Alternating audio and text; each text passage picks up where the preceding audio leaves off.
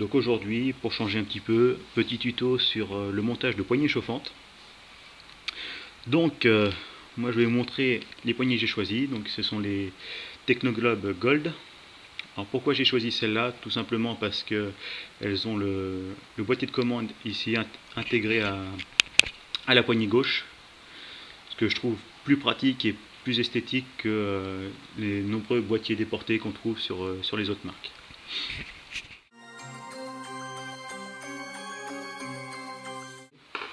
Le matériel dont on va avoir besoin, donc selon le type de moto, tournevis cruciforme pour démonter l'embout. Il y en a pour certaines motos, il s'agit plutôt d'une clé Allen, à vous de voir. Un tournevis fin, idéalement un tournevis plat, vous verrez pourquoi. On va aussi avoir besoin de WD-40, là aussi vous allez voir pourquoi. Et enfin pour le remontage, un petit peu de colle contact, ou enfin la colle que vous avez. Donc on commence par démonter l'embout.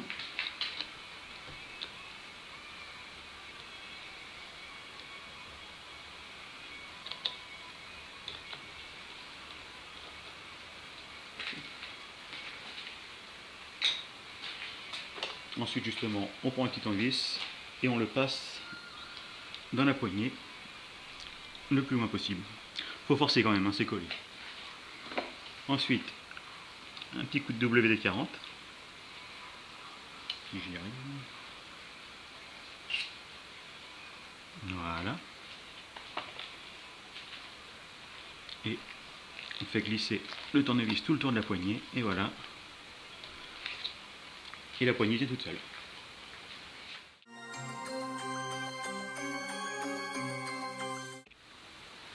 Une fois la poignée démontée, on nettoie bien en enlevant le plus possible de traces de colle. Souvent c'est de la colle néoprène, ça part bien. Vous pouvez toujours utiliser un petit dissolvant si vous avez. Mais ça part, voilà, ça part vraiment bien.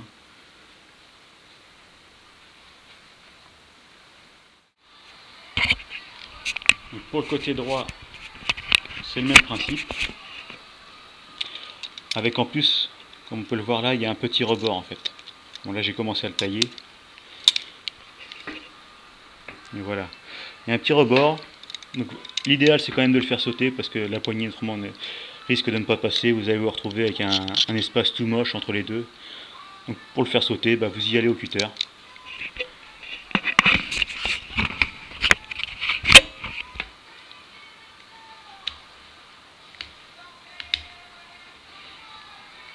C'est assez tendre, ça part assez bien.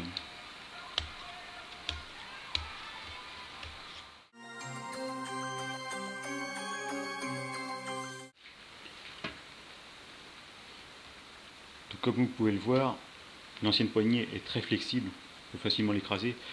L'autre est beaucoup plus rigide. Donc ce n'est pas vraiment utile de le coller, mais il vaut mieux assurer le coup. C'est pas quand elle s'enlève qu'il faut commencer à pleurer.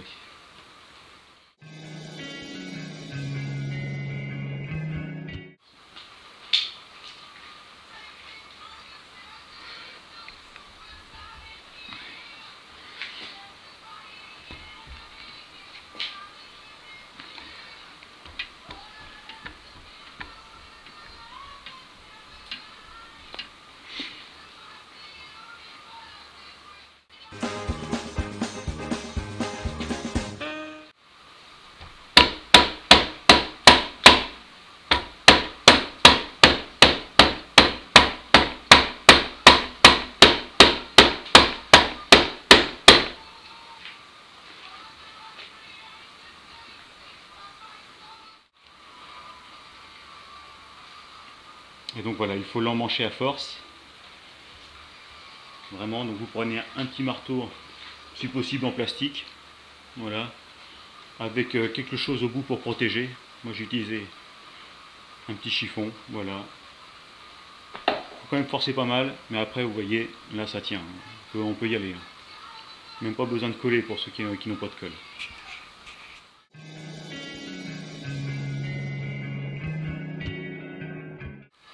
Ensuite, on remonte au bout de guidon.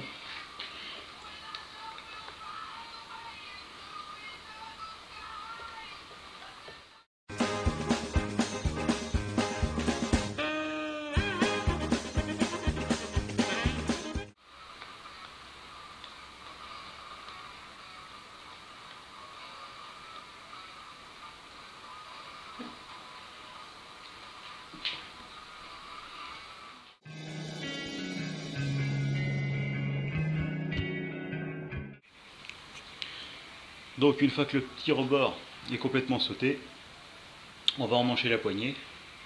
Donc là par contre il faut bien penser au câble. Forcément la poignée va devoir tourner. Il ne faut pas que le câble soit tiré quand on pousse à fond les gaz.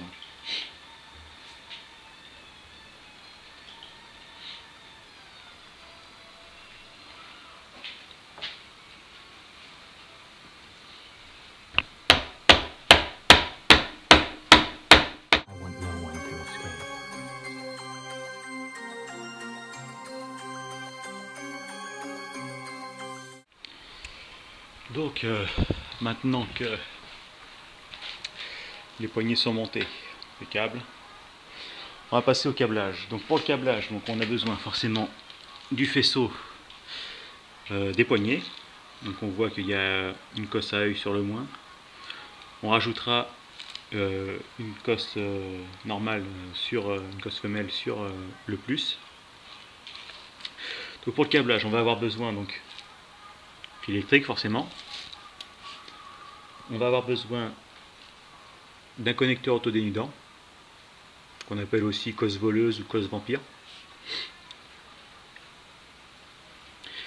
Les fameuses cosses femelles. Donc là c'est du 6,3 mm de large. C'est ce qu'il faut pour le relais. Donc c'est un petit relais électrique 12 volts, standard. On trouve ça dans n'importe quel magasin automobile ou même chez Leclerc. Ça coûte 3 €. Voilà. Et donc pour finir on va avoir besoin d'une cosse à œil pour brancher sur la batterie. Pour monter tout ça on va avoir besoin d'une pince coupante, une pince à dénuder et une pince à sertir. Donc on va passer au câblage.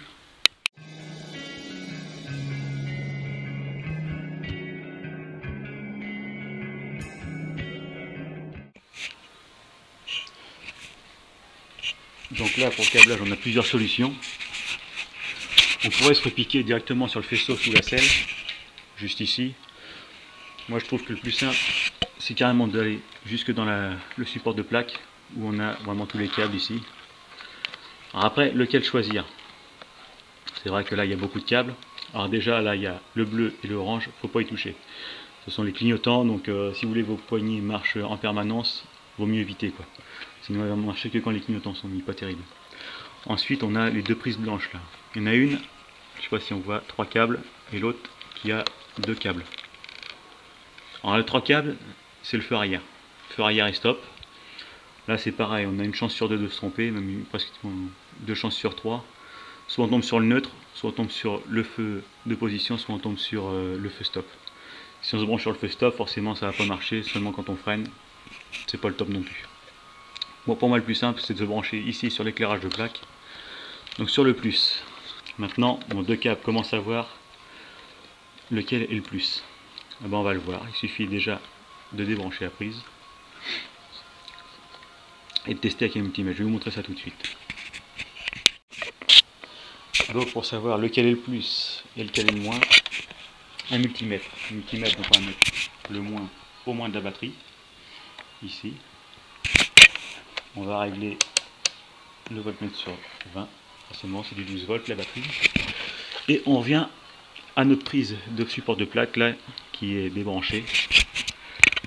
Alors comme vous voyez, je ne sais pas si on le voit, il y a 2 petites cosses à l'intérieur. Alors surtout avec le multimètre, il ne faut pas toucher les deux en même temps, sinon vous allez cramer le fusible. Donc ensuite, on teste un des deux. Voilà, ça va pas être pratique. Donc bien penser aussi à mettre le contact, ça marche mieux. Voilà, on va tester un des deux. Là comme vous pouvez voir, 0, donc je dois être sur le moins. On va tester l'autre.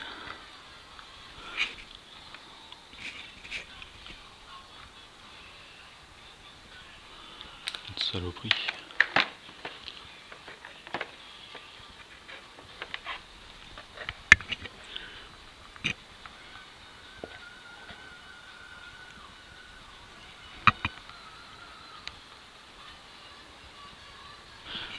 donc sur l'autre, bon, 11,3, ma batterie doit être un peu faible. Donc voilà, on sait que c'est celui-là le plus, donc bien repérer le plus.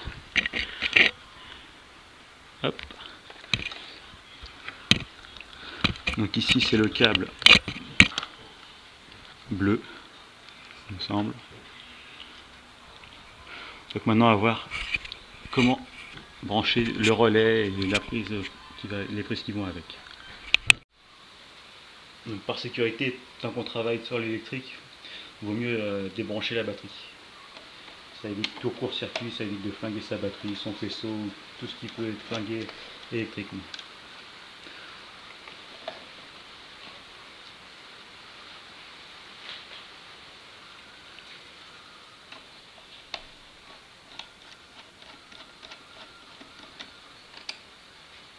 Voilà, une batterie débranchée.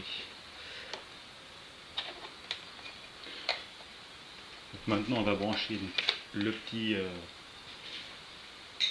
câble sur le support arrière avec la cosse voleuse. Je vais vous montrer comment faire.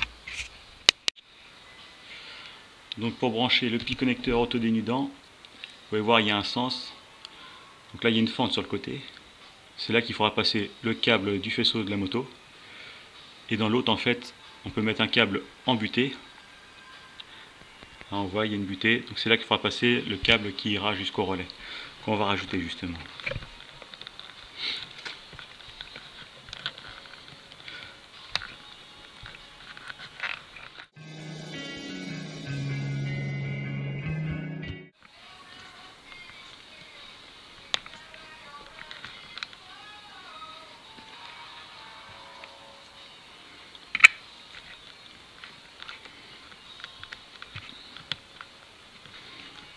Donc voilà, c'est passé. On prend une pince multiprise pour refermer.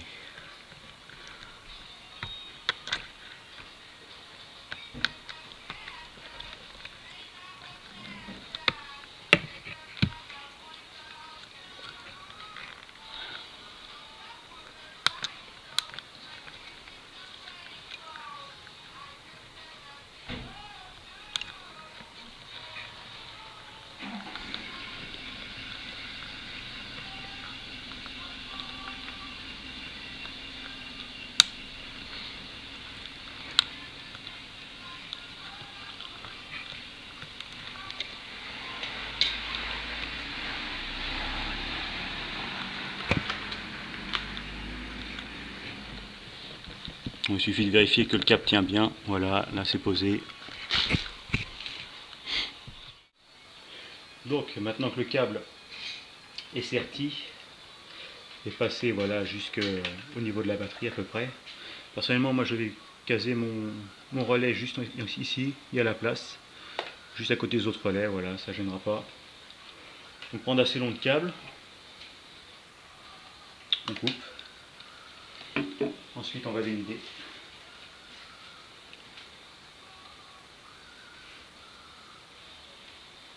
Okay. Voilà, câble dénudé. On va sertir une cosse. Donc comment sertir une cosse? Donc là, la cosse, vous voyez, rouge, en fait, les couleurs sont normalisées. Donc là, rouge c'est pour du 0,5 à 1,5 mm, il me semble. Donc ben, c'est simple, sur votre pince à sertir, vous avez la couleur rouge. Vous coincez votre cosse, vous mettez votre câble dans votre cosse et vous serrez fort.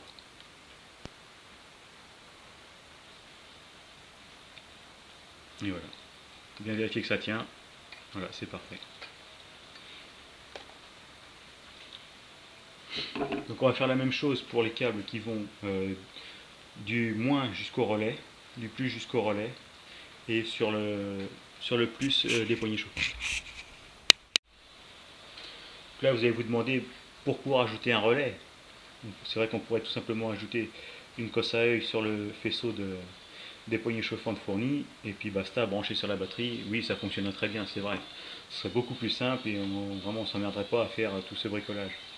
Seulement, le jour où vous êtes un peu en speed, voilà, vous rentrez votre moto au garage, vous êtes pressé, vous oubliez d'éteindre les poignées chauffantes.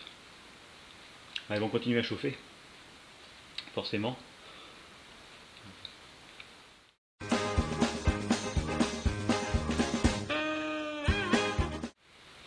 Je disais, elles vont continuer à chauffer. Et si vous les arrêtez pas, bah, votre batterie elle va être déchargée forcément.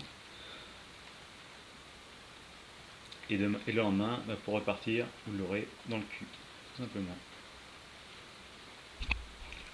Donc voilà l'utilité de mettre un relais. Ça permet que quand vous coupez le contact, les poignées s'éteignent, vous n'avez aucun risque de décharger la batterie. Donc je récapitule le branchement de tous les câbles avec toutes les cosses, etc. Donc on va avoir besoin de 2 câbles comme ceci, donc avec une cosse femelle d'un bout et une cosse à œil de l'autre, pour relier la batterie au relais. Ensuite, sur le plus de la poignée chauffante, on va rajouter une cosse femelle aussi. Et sur le fil qu'on a branché sur le plus après contact dans le support de plaque, on va rajouter aussi une cosse femelle. Donc maintenant on va passer au branchement du relais. Donc je vais rajouter la petite image, vous allez pouvoir voir.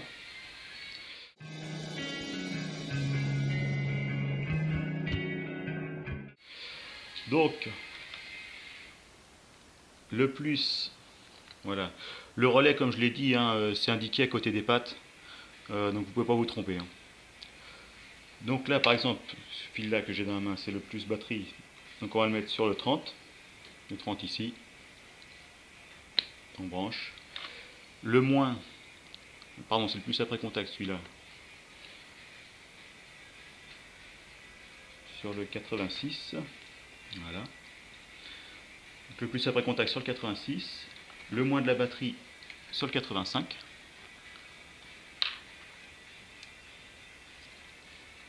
Ici. Et forcément, bah, il ne reste plus qu'un truc, on ne peut pas se tromper. Et voilà. Ensuite, il ne reste plus qu'à rebrancher la batterie. Ici. Je vais le faire, puis je vais vous montrer que ça marche. Donc, une fois que la batterie est rebranchée, il ne reste plus qu'à tester, voir si ça marche. Donc, voici la poignée, ici. Quand on met le contact, on voit que ça s'allume blanc. Voilà, ça marche. Après, on peut essayer. Donc, éteint, premier niveau, deuxième niveau, troisième niveau, quatrième niveau et cinquième niveau de chauffe. En principe, ça chauffe en une dizaine de minutes, donc vous pouvez toujours laisser un petit peu. Bon, il vaut mieux quand même laisser le moteur tourner, sinon vous risquez de décharger votre batterie si elle est un peu faible. Et voilà, il ne vous reste plus qu'à tester ça.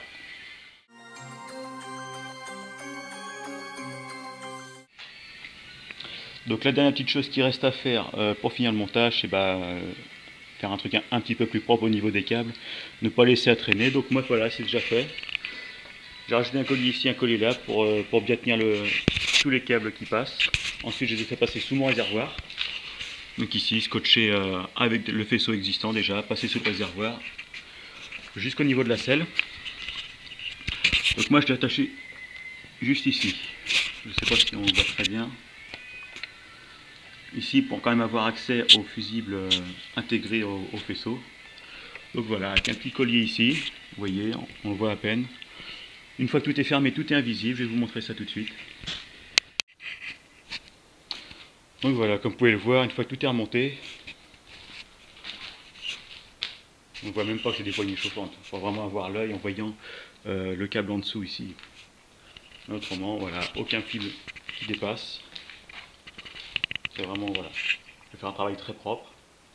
Donc pour sertir, j'ai oublié de préciser, vous aurez besoin, pour passer les colliers plutôt, donc forcément 2 colliers. Donc là c'est des 6 mm de large, 17 cm 5 de long. C'est largement suffisant pour un guidon de 22 et puis pour le cadre sous la selle. Et puis si vous avez une petite pince à collier, c'est beaucoup plus pratique que de faire ça à la pince multiprise. Autrement vous risquez d'en chier un petit peu quand même. Voilà, ce sera tout. Je vais faire un petit récapitulatif des coûts. Et vous pourrez vous attaquer à ça si vous en avez envie.